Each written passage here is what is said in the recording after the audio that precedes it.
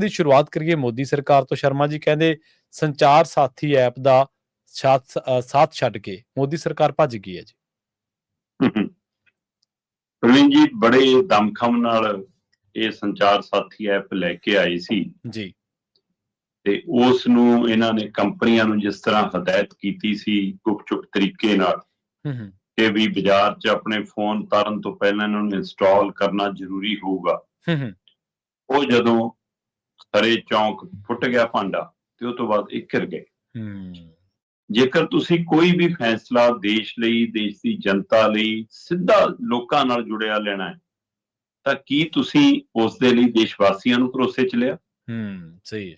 ਚਲੋ, ਦੇਸ਼ ਵਾਸੀਆਂ ਨੂੰ ਤਾਂ ਤੁਸੀਂ ਕੀੜੇ ਮਕੌੜੇ ਸਮਝਦੇ ਹੋ, ਆਪਣੇ ਸਿਰਫ ਖਰੀਦੇ ਹੋਏ ਵੋਟਰ ਸਮਝਦੇ ਹੋ, ਜਾਤ ਪਾਤ 'ਚ ਵੰਡੇ ਹੋਏ ਲੋਕ ਸਮਝਦੇ ਹੋ, ਪਰ ਤੁਹਾਡੇ ਕੋਲ ਸੰਸਦ ਹੈ। ਸਹੀ ਹੈ। ਸੰਸਦ ਚੁਣੇ ਨੁਮਾਇੰਦੇ ਨੇ। ਕੀ ਤੁਸੀਂ ਆਪਣੀ ਸਮੁੱਚੀ ਸੰਸਦ ਨੂੰ, ਲੋਕ ਸਭਾ, ਰਾਜ ਸਭਾ ਦੋਵਾਂ ਨੂੰ ਭਰੋਸੇ 'ਚ ਲਿਆ ਇਹ ਐਪ ਲਿਆਉਣ ਤੋਂ ਪਹਿਲਾਂ? ਸਹੀ ਹੈ। ਕੀ ਤੁਸੀਂ ਸੂਬਿਆਂ ਦੀਆਂ ਚੁਣੀਆਂ ਹੋਈਆਂ ਵਿਧਾਨ ਸਭਾ ਨੂੰ ਭਰੋਸੇ 'ਚ ਲਿਆ? ਪ੍ਰਵੀਨ ਜੀ, ਮੈਂ ਦਾਅਵੇ ਨਾਲ ਕਹਿ ਸਕਦਾ ਜੀ ਕਿ ਭਾਰਤੀ ਜਨਤਾ ਪਾਰਟੀ ਦੇ ਸੰਸਦ ਮੈਂਬਰਾਂ ਨੂੰ ਵੀ ਇਹਦੀ ਜਾਣਕਾਰੀ ਨਹੀਂ ਸੀ। ਸੰਸਦ ਮੈਂਬਰ ਤਾਂ ਦੂਰ ਦੀ ਗੱਲ ਹੈ, ਜੇ ਮੋਦੀ ਕੈਬਨਿਟ ਨੂੰ ਵੀ ਸਾਰਿਆਂ ਨੂੰ ਪਤਾ ਹੋਵੇ ਤਾਂ ਵੀ ਬਹੁਤ ਹੈ, ਉਹਨਾਂ ਨੂੰ ਵੀ ਨਹੀਂ ਸਾਰਿਆਂ ਨੂੰ ਪਤਾ ਸੀ ਕਿਆ ਕੁਝ ਹੋਣ ਜਾ ਰਿਹਾ। ਚੰਦ ਬੰਦੇ ਫੈਸਲਾ ਕਰਦੇ ਨੇ, ਮੰਤਰੀ ਨੂੰ ਹੁਕਮ ਆਉਂਦਾ ਹੈ, ਵਿਭਾਗ ਚਿੱਠੀ ਕੱਢ ਦਿੰਦਾ ਹੈ, ਕੰਪਨੀਆਂ ਨੂੰ ਹੁਕਮ ਚਲਾ ਜਾਂਦਾ ਕਿ ਜੀ ਇਹਨੂੰ ਲਾਗੂ ਕਰ ਦਿਓ। ਤੁਸੀਂ ਲੋਕ ਮੁੱਦਿਆਂ ਤੇ, ਲੋਕ ਮਸਲਿਆਂ ਤੇ, ਲੋਕਾਂ ਨਾਲ ਜੁੜੇ ਪਹਿਲੂ ਤੇ ਚਰਚਾ ਵੀ ਨਹੀਂ ਕਰਦੇ। ਬਿਲਕੁਲ ਸਹੀ। ਤੇ ਫਿਰ ਇਸੇ ਨੂੰ ਤਾਨਾਸ਼ਾਹੀ ਕਹਿੰਦੇ, ਹੋਰ ਤਾਨਾਸ਼ਾਹੀ ਨੂੰ ਕਿਹੜਾ ਫੁੱਲ ਲੱਗੇ ਹੁੰਦੇ ਆ। ਤੇ ਇਹ ਤਾਨਾਸ਼ਾਹੀ ਤਰੀਕੇ ਨਾਲ ਲਿਆ ਗਿਆ ਫੈਸਲਾ, ਜਿਸ ਨੂੰ ਪਹਿਲਾਂ ਕੰਪਨੀਆਂ ਨੇ ਨਕਾਰਿਆ। ਐਪਲ ਨੇ ਸਪਸ਼ਟ ਰੂਪ 'ਚ ਨਾ ਕਰ ਦਿੱਤਾ, ਸੈਮਸੰਗ ਪਿੱਛੇ ਹਟ ਰਹੀ ਆ, ਬਾਕੀ ਕੰਪਨੀਆਂ ਨੇ ਇਨਕਾਰ ਕਰਨਾ ਸ਼ੁਰੂ ਕਰ ਦਿੱਤਾ। ਤੇ ਇੱਧਰ ਜਦੋਂ ਗੱਲ ਬਾਹਰ ਆ ਗਈ ਤੇ ਵਿਰੋਧੀ ਧਿਰ ਤੋਂ ਲੈ ਕੇ ਭਾਰਤ ਦੇ ਹੋਰ ਸੰਸਥਾਵਾਂ ਨੇ ਇਸ ਤੇ ਸਵਾਲ ਖੜੇ ਕਰਤੇ ਕਿ ਨਿੱਜਤਾ ਤੇ ਹਮਲਾ ਹੈ। ਫਿਰ ਤੁਰੰਤ ਇਸ ਗੱਲ ਤੇ ਆ ਗਏ ਕਿ ਨਹੀਂ ਜੀ, ਇਹ ਤੁਹਾਨੂੰ ਭੁਲੇਖਾ ਹੈ, ਇਹ ਤਾਂ ਕੰਪਨੀਆਂ ਨੂੰ ਹਦਾਇਤ ਕੀਤੀ ਗਈ ਸੀ ਕਿ ਤੁਸੀਂ ਇੰਸਟਾਲ ਕਰਨਾ, ਪਰ ਤੁਹਾਡੇ ਤਾਂ ਇੱਛਾ ਤੇ ਉੱਪਰ ਹੀ ਤੁਸੀਂ ਜੇ ਚਾਹੋ ਤਾਂ ਡਿਲੀਟ ਹੋ ਸਕਦਾ ਹੈ। ਜਦੋਂ ਕਿ ਰਾਹੁਲ ਗਾਂਧੀ, ਪ੍ਰਿੰਕਾ ਗਾਂਧੀ ਜਾਂ ਹੋਰ ਜਿਹੜੇ ਬੰਦੇ ਨੇ ਉਹ ਇਹ ਰੌਲਾ ਪਾ ਰਹੇ ਸੀ ਕਿ ਜਦੋਂ ਕੰਪਨੀਆਂ ਵੱਲੋਂ ਇੰਸਟਾਲ ਹੋ ਕੇ ਆਊਗਾ ਤਾਂ ਡਿਲੀਟ ਨਹੀਂ ਹੋ ਸਕਦਾ। ਬਹੁਤ ਐਪ ਅਜਿਹੇ ਹੁੰਦੇ ਨੇ ਜਿਹੜੇ ਡਿਲੀਟ ਨਹੀਂ ਹੁੰਦੇ, ਮਤਲਬ ਕਿ ਉਹ ਕੰਪਨੀਆਂ ਵੱਲੋਂ ਇੰਸਟਾਲ ਹੁੰਦੇ ਨੇ ਪਰ ਉਹਨਾਂ ਦੀ ਵਰਤੋਂ ਹੋਰ ਤਰ੍ਹਾਂ ਦੀ ਹੁੰਦੀ ਹੈ।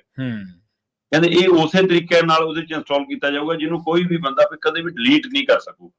ਸਹੀ ਹੈ। ਪਰ ਇਹ ਕਹਿੰਦੇ ਨਹੀਂ ਜੀ, ਅਜਿਹਾ ਨਹੀਂ, ਅਸੀਂ ਡਿਲੀਟ ਦੀ ਆਪਸ਼ਨ ਰੱਖਾਂਗੇ। ਪਰ ਮੁੱਦਾ ਐਡਾ ਵੱਡਾ ਬਣਿਆ, ਕੱਲ ਦਿਨ ਭਰ ਇਹਦੇ ਤੇ ਹੰਗਾਮਾ ਹੋਇਆ, ਸੰਸਦ ਦੇ ਵਿੱਚ, ਸੰਸਦ ਦੇ ਬਾਹਰ, ਵੱਖੋ-ਵੱਖ ਟੀਵੀ ਚੈਨਲਾਂ ਦੇ ਉੱਤੇ, ਸੋਸ਼ਲ ਮੀਡੀਆ ਤੇ, ਆਮ ਲੋਕਾਂ ਦੇ ਵਿੱਚ, ਕਿ ਆਖਰ ਜੋਤੀਰਾਜ ਸਿੰਧੀਆ ਜਿਹੜਾ ਸੰਚਾਰ ਮੰਤਰੀ ਆ, ਉਸ ਨੂੰ ਸਾਹਮਣੇ ਆ ਕੇ ਕਹਿਣਾ ਪਿਆ ਕਿ ਅਸੀਂ ਜੀ ਇਸ ਦੇ ਉੱਤੇ ਲੋਕਾਂ ਦੀ ਇੱਛਾ ਤੇ ਛੱਡਤਾ, ਕੰਪਨੀਆਂ ਤੋਂ ਵੀ ਹਦਾਇਤ ਵਾਪਸ ਲੈਂਦੇ ਆ ਕਿ ਕੰਪਨੀਆਂ ਇੰਸਟਾਲ ਕਰਨ ਚਾਹੇ ਨਾ ਕਰਨ, ਉਹਨਾਂ ਦੀ ਮਰਜ਼ੀ। ਲੋਕ ਰੱਖਣਾ ਚਾਹੁਣ ਨਾ ਰੱਖਣਾ ਚਾਹੁਣ, ਉਹਨਾਂ ਦੀ ਮਰਜ਼ੀ। ਪਰ ਇਹ ਵਾਪਸ ਕਹਿੰਦੇ ਅਸੀਂ ਇਸ ਲਈ ਨਹੀਂ ਲੈ ਰਹੇ ਫੈਸਲਾ ਕਿ ਵਿਰੋਧੀ ਰੌਲਾ ਪਾਉਂਦੇ ਆ ਜਾਂ ਨਿੱਜਤਾ ਦਾ ਮਸਲਾ। ਕਹਿੰਦੇ ਇਹ ਲੋਕਪ੍ਰਿਯ ਇੰਨਾ ਹੋ ਚੁੱਕਿਆ, ਲੋਕਾਂ ਦਾ ਪਸੰਦਾ ਹੀ ਇੰਨਾ ਬਣ ਚੁੱਕਿਆ ਕਿ ਇਸ ਲਈ ਹੁਣ ਸਾਨੂੰ ਕੰਪਨੀਆਂ ਨੂੰ ਹਦਾਇਤ ਕਰਨ ਦੀ ਲੋੜ ਹੀ ਨਹੀਂ। ਤਾਂ ਹੀ ਆਪਾਂ ਕੱਲ ਵੀ ਗੱਲ ਕਰ ਸੀਗੇ, ਦਾਅਵਾ ਕਰ ਰਹੇ ਨੇ ਕਿ ਜੀ ਹੁਣ ਤੱਕ 55 ਲੱਖ ਫੋਨ ਤਾਂ ਬਰਾਮਦ ਕਰ ਲਏ ਇਹਨੇ, ਪਤਾ ਨਹੀਂ ਕਿ ਜੀ ਇੰਨੇ ਫੋਨ ਤਾਂ ਹੁਣ ਤੱਕ ਲੱਭ ਗਏ ਜੀ ਜਿਹੜੇ ਗਵਾਚੇ ਸੀ। ਮਤਲਬ ਇਹ ਪਹਿਲਾਂ ਹੀ ਦਾਅਵੇ ਕਰਨ ਲੱਗ ਪਏ। ਸਹੀ ਬਿਲਕੁਲ। ਤੋ ਇਸ ਲਈ ਕਹਿੰਦੇ ਜੀ ਇਸ ਸਵਾਲ ਨੇ ਵਾਪਸ ਲਿਆ, ਜੋ ਮਰਜ਼ੀ ਹੋਵੇ। ਸੰਚਾਰ ਸਾਥੀ ਐਪ ਦਾ ਸਾਥ ਖੁਦੇ ਮੋਦੀ ਸਰਕਾਰ ਛੱਡ ਕੇ ਭੱਜ ਗਈ। ਕਦੇ ਇਹ ਬਾਹਰੋਂ ਵਿਦੇਸ਼ੀ ਪੈਗਾਸਸ ਲਿਆ ਰਹੇ ਸੀ, ਉਹਦਾ ਰੌਲਾ ਪੈ ਗਿਆ ਤੇ ਆਪਣਾ ਬਣਾ ਲਿਆ। ਆਪਣਾ ਬਣਾ ਕੇ ਮਤਲਬ ਚਲੋ ਇਹ ਤਾਂ ਤੁਸੀਂ ਬਾਹਰੋਂ ਕਰ ਰਹੇ ਸੀ, ਜਿਹੜੇ ਬਿੱਲ ਵੀ ਸੰਸਦ 'ਚ ਆਉਂਦੇ ਆ। ਹਾਂਜੀ ਬਿਲਕੁਲ ਸਹੀ ਆ।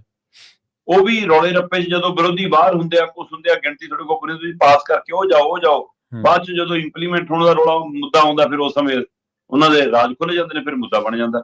ਤੁਸੀਂ ਉਹਨਾਂ ਬਿੱਲਾਂ ਦੇ ਉੱਤੇ ਵੀ ਚਰਚਾ ਕਿਉਂ ਨਹੀਂ ਕਰਦੇ? ਹੋਰ ਸੰਸਦ ਕਾਹਦੇ ਲਈ ਆ? ਸਹੀ ਹੈ। ਜੇ ਤੁਹਾਡੀ ਮਨਸ਼ਾ ਸਾਫ਼ ਹੈ, ਤੁਸੀਂ ਲੋਕ ਹਿੱਤ ਲਈ ਫੈਸਲੇ ਲੈਣਾ ਚਾਹੁੰਦੇ ਹੋ, ਮੁਲਕ ਲਈ ਕੁਝ ਕਰਨਾ ਚਾਹੁੰਦੇ ਹੋ, ਤਾਂ ਤੁਸੀਂ ਸਾਰਥਕ ਚਰਚਾ ਕਰੋ।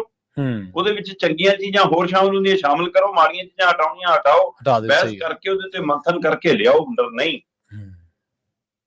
ਸੋ ਜਿਹੜਾ ਇਹ ਸਾਡਾ ਗੋਸ਼ਟੀਆਂ ਦਾ, ਮੰਥਨ ਦਾ, ਵਿਚਾਰ ਚਰਚਾਵਾਂ ਦਾ ਦੌਰ ਖਤਮ ਹੋਇਆ, ਉਸ ਨੇ ਤਾਨਾਸ਼ਾਹੀ ਨੂੰ ਬੜਾਵਾ ਦਿੱਤਾ ਤੇ ਇਹ ਐਪ ਇੰਸਟਾਲ ਕਰਨ ਦਾ, ਐਪ ਲਾਗੂ ਕਰਨ ਦਾ, ਨਿੱਜਤਾ ਤੇ ਹਮਲਾ ਕਰਨ ਦਾ ਮਾਮਲਾ ਇਹ ਕਿਤੇ ਨਾ ਕਿਤੇ ਤਾਨਾਸ਼ਾਹੀ ਰਵੱਈਆ ਸੀ।